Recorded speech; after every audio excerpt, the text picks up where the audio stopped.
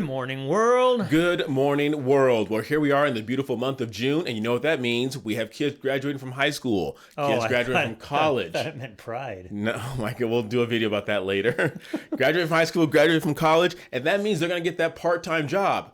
Or does it? Could they be engaging in fun employment? Stay tuned. I'm Cedric. And I'm Brian, and this is Cedric and Brian.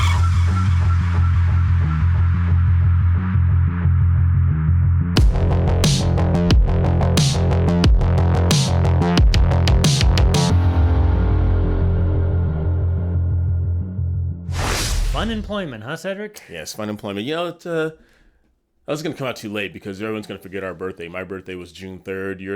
This is why I come out before your birthday on June 8th. When both of our birthdays are during Pride Month. No, we are not a couple for the 500th time. Not that there's anything wrong with that. I have to throw that in there. But I found this cool article. Don't touch me. I found this cool article in Wall Street. Wait, you're just blowing right by this. We're brother Geminis. We are. Yeah, that's why we're a little... That's right. A little off. You know, we should open up with this instead of saving it for the end. Make sure you like, subscribe, ring that bell, and share our channel with everyone you know. I have a good way to do it. What? You say like, I say subscribe, and then, so that we're sharing. Okay, we can try it that way. All right, let's do it again. Go ahead. Okay. Make sure you like, subscribe, ring that bell, and share this with everyone you know. I know you like that part. I'm not feeling it, but okay. We'll try it once, see what you guys think. Our topic for today, as I said in the opener, we talked about this being June, and June's a very incredible month. You have weddings. You know about that. My son got married, though, in May, but yes, it was fantastic. In fact, here, let's just show. I got it. I'm a proud papa here. He is. He got to show his son on his. I'm showing. No, you should. There's the happy couple, and that's me giving my father-son speech. He only broke down one. No, you broke down.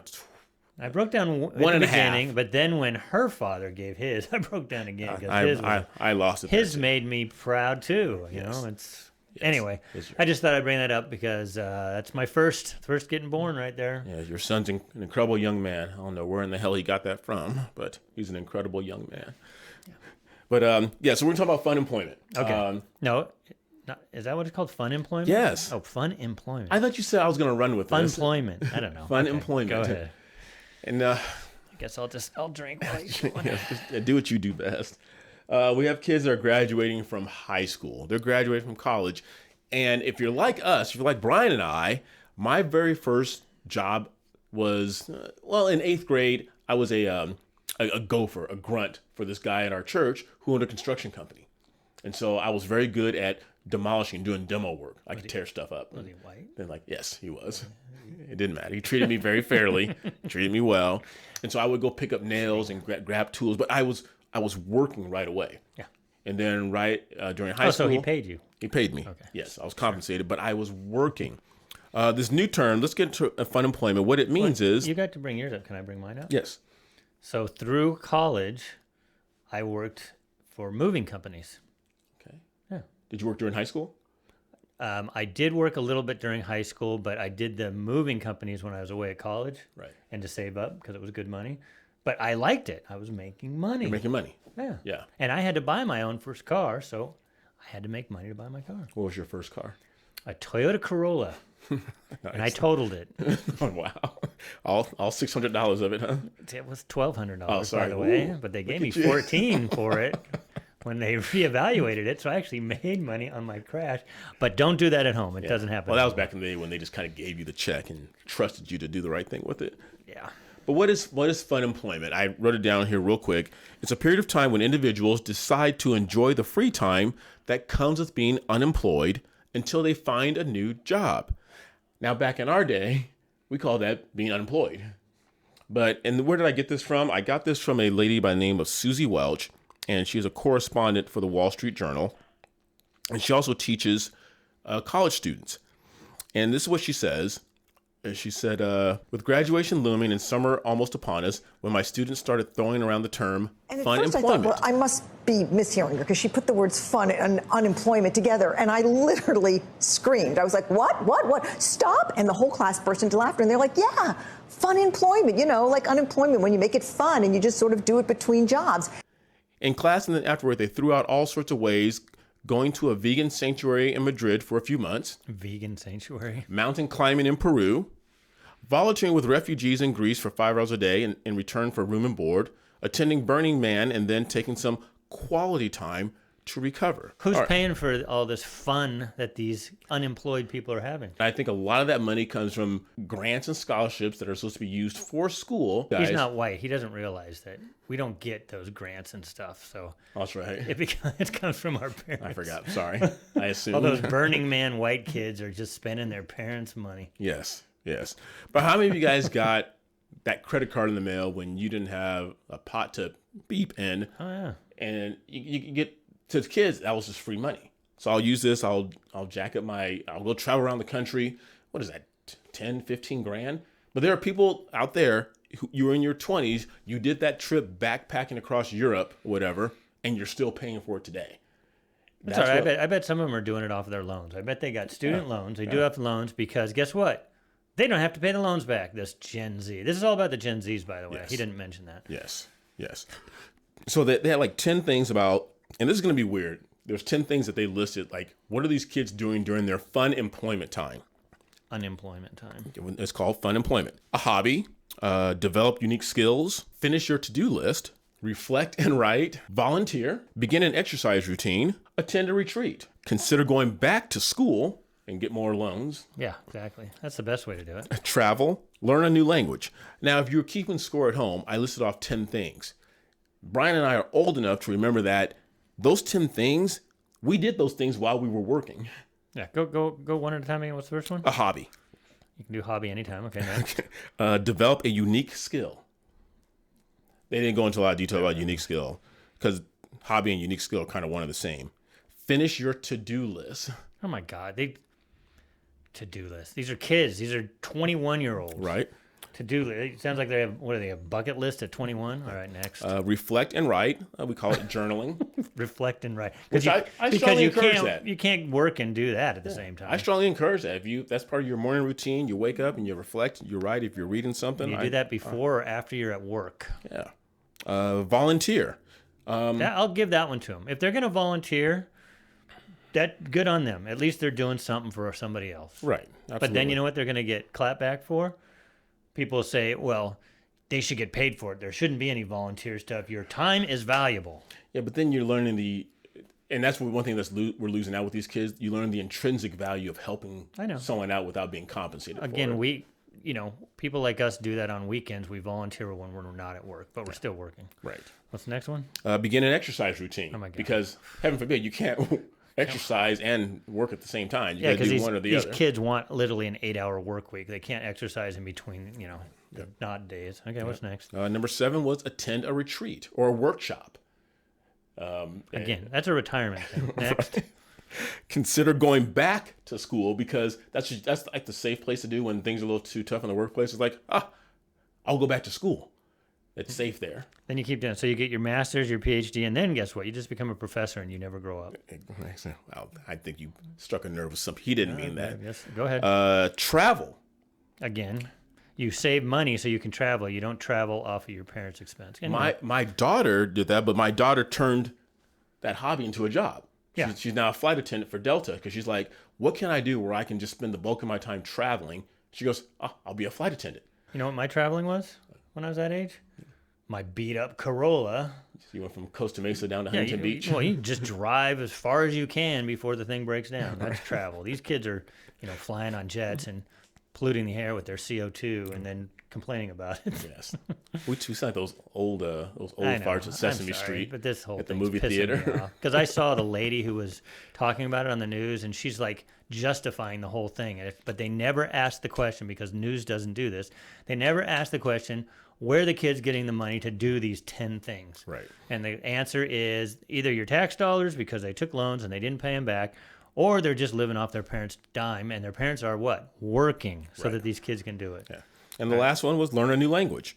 Now I did that while I commute. Yeah. Yeah. And that's the thing that we learned, especially with today's technology, is that if you have a long commute, your car becomes a mobile university. Yep. You can put in books on tape, which I've had that argue with my sister. I said that's not reading. and she says it is. What do you guys think? Is listening to a book on tape, is that really reading? Are you really engaging your senses? Not as much. And I mean, I like reading. I read all the time. But the learning a language in the car, because I had to commute a couple hours a day. Yeah. And I was on my way to Spain. I learned how to speak Spanish before I went on my trip. Yeah, that's good. But like I said, this list of 10 things, it's stuff that you can do that we did while we were in the midst of working. Or you do some of that while you're still in school and you just do it on your, I mean, we worked out when we were at school. Well, yeah. I don't think Cedric did, because when I met him, it didn't seem like he worked out. My workout was different. I had a lot of cardio and stuff like that. So working on his 3-point shot. The weight room wasn't I didn't pay attention to that, as you could tell. But that's what today's kids are doing. Yeah, but it's because we live in the entitled society right now, and these kids feel they're entitled to do all this stuff, which the people in the past, a lot of those things you had to wait until you worked and then retired. And sure, maybe that's not the greatest system, but somebody's got to pay for this, and nobody ever addresses that aspect of it. It's just like, who's paying for this? Who's paying for these kids not to pay back their loans, number one? Guess what? It's the people working. Mm-hmm.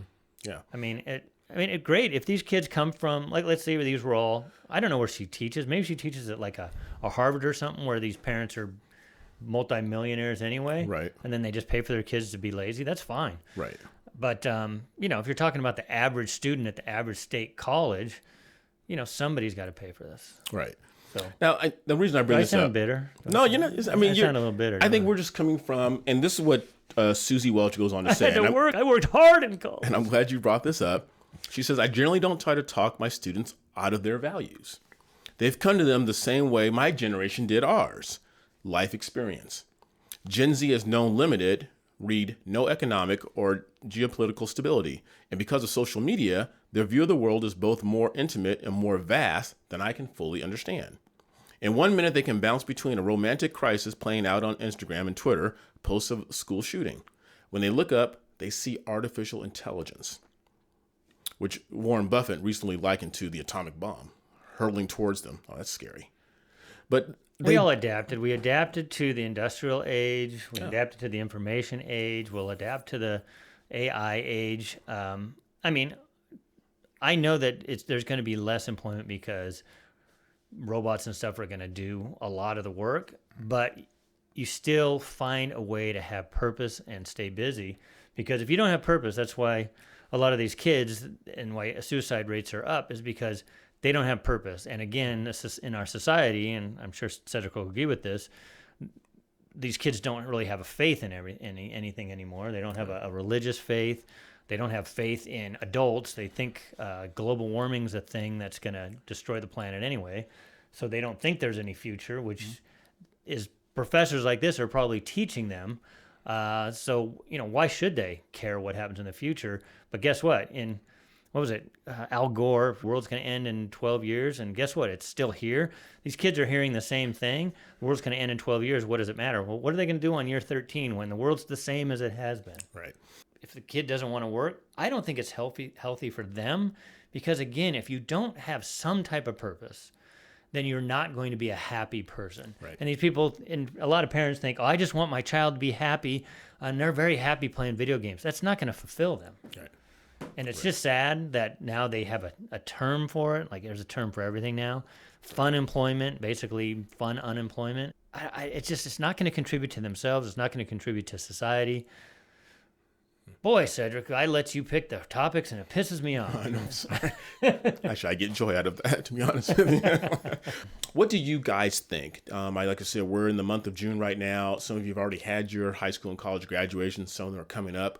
What are your kids' plans for the future? Are they going to go out and get that part-time job, or are they going to engage in fun employment, or something in between? Let us know your thoughts and give us a little feedback in the comment section. And so we're not going to ask them to like, subscribe, and read the bell again, because we already did that. But Brian put the Venmo and the Cash App and things like that in the app, so that we don't have to enjoy fun employment. Please give us money so that we can go backpack across Europe. Exactly. All right.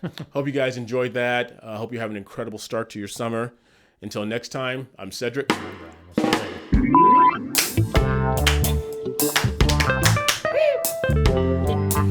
I'm ready. I'm fired fired up. I had 2 cups of coffee, made bacon and pancakes, gluten-free pancakes for you at home. Okay, what's this? Funemployment. Oh, that's right. Lazy kids. Funemployment. Lazy kids. Okay, so let's do our